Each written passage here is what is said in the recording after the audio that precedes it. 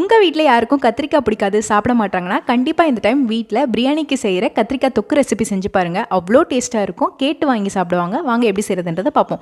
இதுக்கு ஃபஸ்ட்டு நெல்லிக்காய் சைஸ் புளியை வந்து நல்லா ஊற வச்சு எடுத்துக்கலாம். அதுக்கப்புறம் இன்னொரு பேனில் நிலக்கடலை, வெள்ளை எள்ளு, சீரகம், மிளகு இதெல்லாம் சேர்த்துட்டு நல்லா ட்ரை ரோஸ்ட் பண்ணி எடுத்துக்கலாம். அதுக்கப்புறம் அதை நல்லா தண்ணி ஊற்றி நல்லா பேஸ்ட் மாதிரி அரைச்சி எடுத்துக்கோங்க. இப்போ வந்து கத்திரிக்காவை இந்த மாதிரி நீள நீளமாக கட் பண்ணி வச்சுக்கலாம். அதுக்கப்புறம் ஒரு பேனில் நல்லெண்ணெய் ஆட் பண்ணிட்டு கடுகு, சோம்பு, மிளகு, வெந்தயம், பச்சை மிளகாய், கருவேப்பிலை, வெங்காயம், இஞ்சி பூண்டு விழுது இதெல்லாம் சேர்த்துட்டு பச்சை வாசனை போற அளவுக்கு வதக்கிக்கலாம். அதுக்கப்புறம் கல்லுப்பு, தக்காளி, மஞ்சள் தூள், மிளகாய் தூள், மல்லித்தூள், கொஞ்சமா கரம் மசாலா, அதுக்கப்புறம் நம்ம கட் பண்ணி வச்சிருக்க கத்திரிக்காயும் சேர்த்து நல்லா வதக்கிக்கோங்க.